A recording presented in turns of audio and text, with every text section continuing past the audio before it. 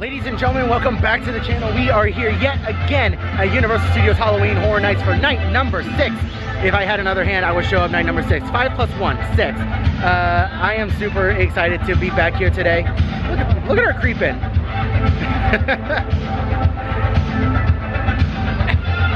Why y'all creeping? Why y'all creeping? Anyways, we're here with my friend who hasn't been to Halloween Horror Nights before. We did a couple houses on Sunday. We're back here again to finish off the rest of the houses.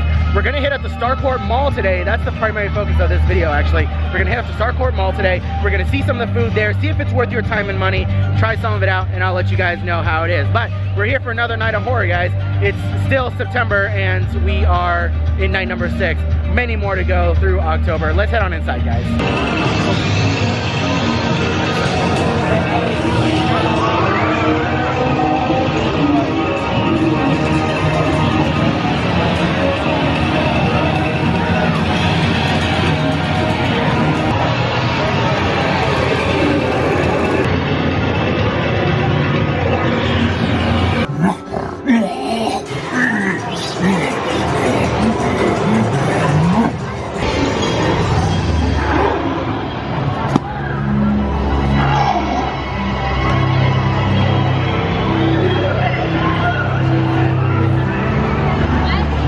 So whenever someone sees this shark, she really likes to climb inside and pretend like she's being eaten.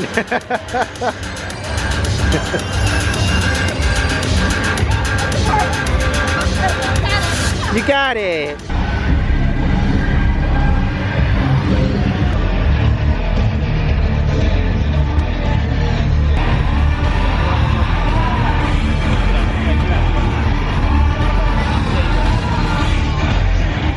Okay, first house of the night, House of a Thousand Corpses, 25 minutes on a Wednesday night. Not terrible. Let's head on inside.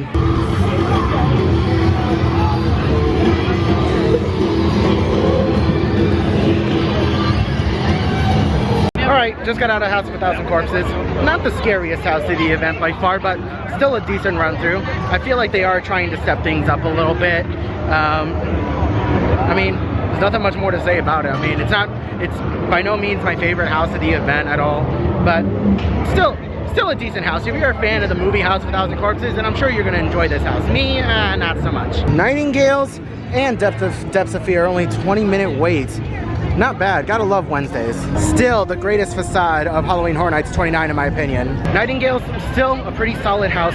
Not the scariest as always, but I feel like they kicked up whatever kind of fumes that they have going on, whatever kind of smells that they're pumping in. I feel like they turned it up to 10 because it smells really bad in that house, and it's all to add, you know, effect and everything, and to simulate the blood and gore that you're seeing everywhere. But oh my god, you walk out of that house, and if you're sensitive to smells, you will walk out of there with a headache. Not kidding. All right, so I forgot who your name was, but someone in the last video went in the comment sections and explained to me why they got rid of the masks in this particular horde, and thank you so much for explaining it to me. And the reason being was that the actors were having a hard time seeing out of the masks, and it makes complete sense. Like, they went with it a couple nights to see if they could get used to it, but supposedly the actors just could not see at all outside of those masks, so that's why they got rid of them. So it makes total sense. And while I'm sad that the masks are gone because they looked really cool, I also want the scare actors to be safe as well. So makes total sense. It's understandable, but you got to do what you got to do. They still deliver great scares. Who do you work for?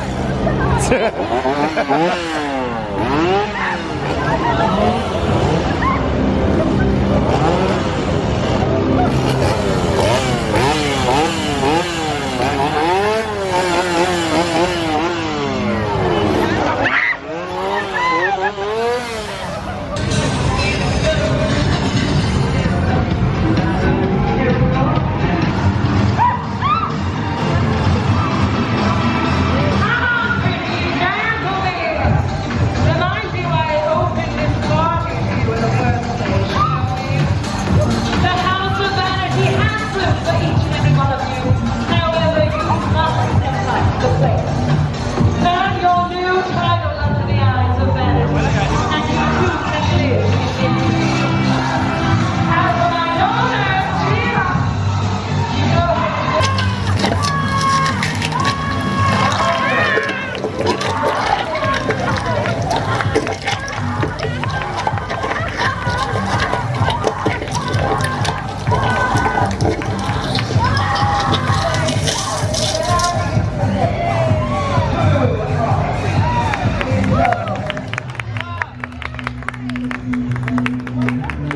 Now what's crazy is that the rest of the houses towards the front of the house are like 40, 50 minutes. This one is a 10-minute wait. I just knocked the camera there. This one's a 10-minute wait, which goes to show you that word of mouth is spreading, and this house isn't exactly the greatest, but when in Rome, it's a 10-minute wait, something to do, so might as well. All right, just got out of Killer Klowns. That was actually a pretty decent run through. Again, not a super scary house. It's still kind of low on my list, but the difference is that we walked through, and as soon as we walked in, we actually, for once, smelled popcorn as we were walking into the house. So that was something new, that was something different. And then I didn't smell anything else after that, but Coda said that she smelled something sweet throughout the house. Like at one point in the house, not necessarily cotton candy, she couldn't pinpoint the smell, but she said it did smell sweet. So there was that, So pretty decent run through of Killer Klowns from Outer Space. If you're a fan of the movie, then you'll absolutely adore the house.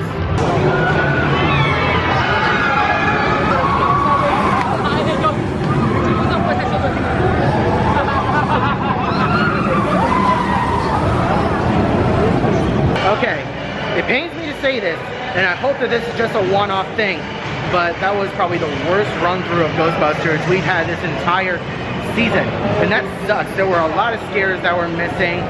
Either they were missing or we just missed them, bad timing, I don't know. There's a couple of effects in there that we saw on opening night that were functioning perfectly fine, but as the days have progressed, we've seen some of the effects start to be taken out. Like there's a particular ghost in there that kind of is like on a pulley and it rises up and down.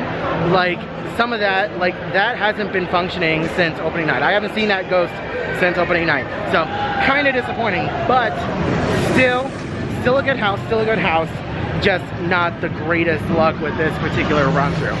Anyways, we're gonna stop by the restroom real quick. We've already gotten quite a few houses done in a short amount of time, so that's awesome. It's really good. This is the longest we've had to wait so far, so not complaining at all. Potty break.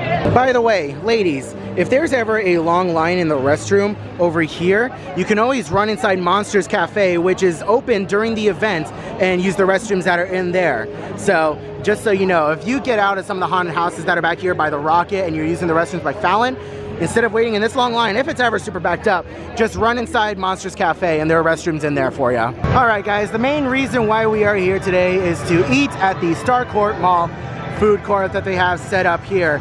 We got some desserts, Hawkins Heroes, I think that's Ole Amigo, and the Imperial Panda. We're gonna get a little something from each of these, so let's start with the Imperial Panda. All right guys, so we came inside Monsters Cafe to have a little bit more quiet atmosphere and a little bit more lighting for this food. So like I said earlier, we went to the Starcourt Mall, we ordered a couple things, we got something from the Ole Amigo and the Imperial Panda. We still have the Hawkins Heroes and the dessert left. We're gonna be coming back with that later, but I got the bento box from the Imperial Panda, and we have the elote or elote for you Americans out there from the Ole Mexican. What was the place again? Ole Mexican? Ole Amigo. Ole Amigo. Yeah, it was Ole Amigo. I don't know why that slipped to my mind, but I am super excited to try this. The bento box came out to a total of $13.99, and how much was the? $5.49. Okay, before so tax. Mexican street corn. That's what they call it, but in reality, it's elote. So we're gonna go for the bento box first. We have some dumplings, some wontons, and a bao bun. I'm gonna go ahead and take a bite of the dumplings.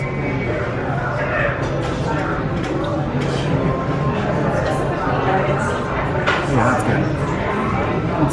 It's not your typical theme park food that you would find, so it's a bit higher quality. Almost like something that you would find like next to a Publix or something, whatever kind of local Chinese food place that you would get, it tastes like that.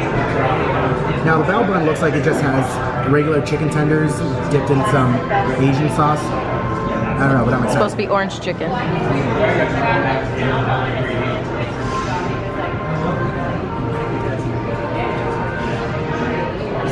It legitimately tastes like Panda Express orange chicken in the bao bun, which isn't terrible. I love Panda Express, so this is good. Oh, the wonton chips.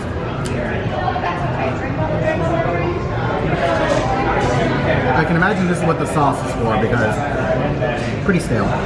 Or not stale, bland. A little bland. All right, let's go in for the, take a bite of the street corn. Now this is technically Coda's. Coda bought this one, but I'm just gonna take a bite out of it. She's letting me use it. Thank you, baby, I love you. Now what is this on top? Cottage cheese? No. No, it's like, what the hell? It's Mexican cheese. This is just gonna get really messy really quickly. Especially with all your face hairs. Oh my god, that's good. Holy cow, that's good. I don't like it. Such a long time, but my god.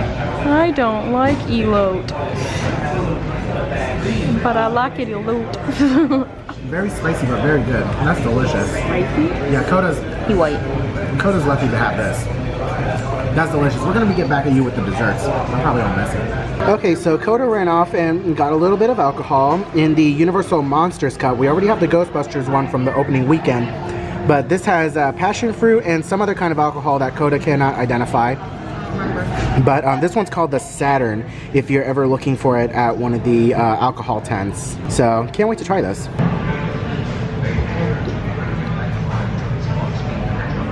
Yeah, I can't identify that alcohol either. It's good. It needs to be a little bit colder. The ice hasn't exactly sunk all the way through yet, but it's actually really good. Not bad. Alright, so we are back with our last two selections from the Starcourt Mall. From Hawkins Heroes, we got the 3 meat hero, which I forget exactly what's in it, but I think it's got turkey, ham, something else with some provolone cheese, and a special sauce. I don't know exactly what's in the sauce. It didn't say on the menu. But it also comes with some kettle chips as well, which are also really fantastic. And then we have the pumpkin mini donuts. And Coda and Cheyenne were actually saying how this kind of looks like something inappropriate from the Slimer, if you get what I'm saying. But it smells absolutely delicious. I'm going to take a bite of the sandwich first. I'm not going to try the kettle chips because I've already had kettle chips. They're all pretty much the same wherever you go. If you get kettle chips, they're kettle chips. So we're going to try a bite of this sandwich.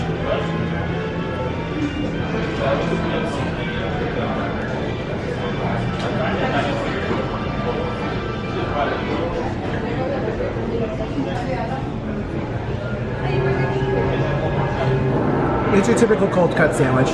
Nothing super special about it. It's just a different option if you're more into cold cut sandwiches. Now for the donuts, I'm gonna try one of these.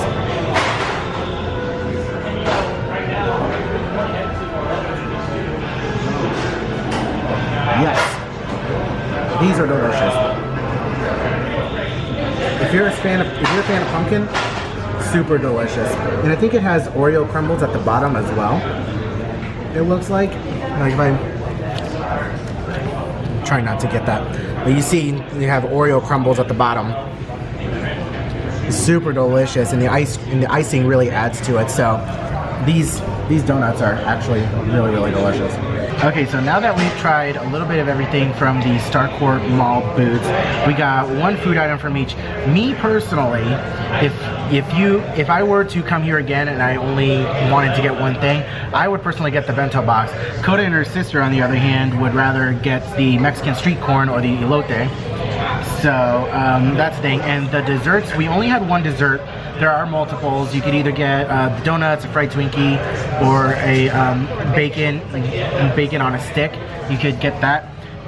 The donuts were great. I haven't tried the Twinkies yet. Maybe I'll try that some other time. But overall, everything was pretty delicious. The cold cut sandwich was not really my favorite, but yeah, the bento box was definitely my favorite. I would totally get that again. Is it worth $13? Not too sure. I don't think so. One thing I learned while I was getting the dessert and the cold cut sandwich is that you can actually get an annual pass holder discount, which is something that I wish I knew when I was getting the bento box instead of spending a whole $13 on it. But yeah, so if you are an annual pass holder, you can definitely look into that as well. Overall, not bad. Definitely a good place to come to, a good alternative to some of the other theme park food that you might find. If it's not really your style, then you can always go to Mel's Drive-In, get some burgers, chicken tenders, things like that. Or you can always go to Diagon Alley and go to the Leaky Cauldron. They got food over there. So there's always plenty of options. This is just something that's Halloween Horror Nights exclusive that you guys can try if you guys are in the mood to get your Stranger Things fix and eat food at the Starcourt Mall. Alright, so now that we have completely eaten ourselves full, it's now time to walk this off a little bit. We're heading inside another fantastic original haunted house, which is Yeti, Terror of the Yukon. Fantastic haunted house. With it being a little warm outside too, this house is a very warm welcome, no pun intended. Always a great time in Yeti, Terror of the Yukon. Fantastic scares as always. The Yetis are massive, and these characters are not afraid to put their hands in your face. Like these guys that are in the Yeti suits, like their hands are massive and they are not afraid to put their hands in your face and to get real up close and personal to you, and it is very, very terrifying. And like I said before, I'm 5'5". I'm very short. All these Yetis are freaking massive and they always deliver great scares. Love this house. So Marathon of Mayhem is about to start and we're on the opposite side of where we're supposed to be. You can see all the audiences over there and it's primarily meant to be viewed from that spot, but we're gonna watch the back side of it only because we have some time to kill.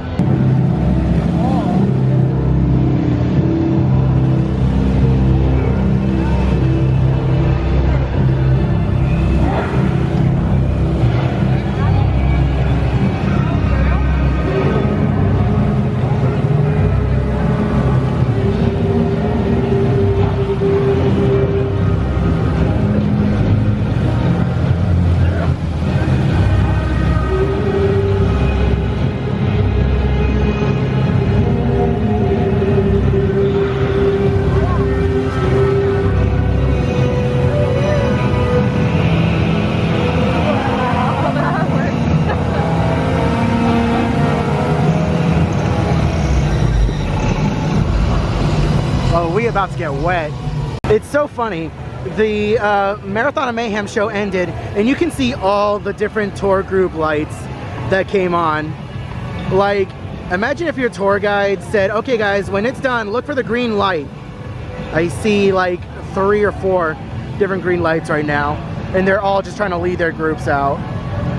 That's actually pretty funny. If you guys are a little scared of the event and you do want some time away, you can always take advantage of the super short wait times for some of these rides and escape and ride some of the awesome attractions that they have here at Universal, like Transformers, only a 5-minute wait.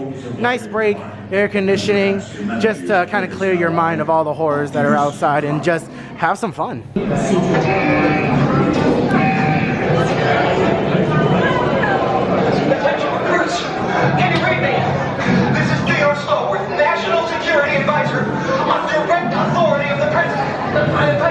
Regarding your mission to invent the old spark, don't do it! Refuse! Stand down! Music! Check it out!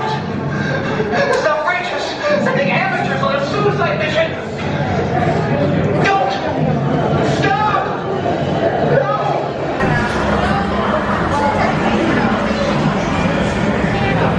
Alright guys, final house of the night. We don't want to be here too late, but we did get a lot accomplished. And time to make our way out of the park to conclude night number 6 at Halloween Horror Nights. Alright guys, well that is going to do it from us here at Universal Studios Halloween Horror Nights from night number 6. Tonight was a fun night. We got a lot accomplished. It was another Wednesday, so not as crowded. The wait times were a little bit lower than they normally are. Ate a lot of food today. My God, I am full. We walked off most of it, but I'm definitely going to be hitting the gym tomorrow for a few hours because, my God, that was a lot of food. But anyways, fantastic night as always. Thank you guys so much for watching today's video. Hopefully by the time you're watching this, I will have already come out with my haunted house rankings for this year. I'll leave that up in the corner over here for you guys to look at if you guys haven't already seen that. Hopefully it's out by now. Thank you guys so much for watching today's video. If you enjoyed today's video, please leave a like down below. If you want to see more videos like this in the future, then please consider subscribing. Ring that notification bell, get notified every time I upload a new video in the future. Drop a comment down below. Also, let me know what you guys thought of today's video. I'm super tired, guys. I hope you are all having a wonderful day, morning, afternoon, and evening, and I'll see you guys in the next video.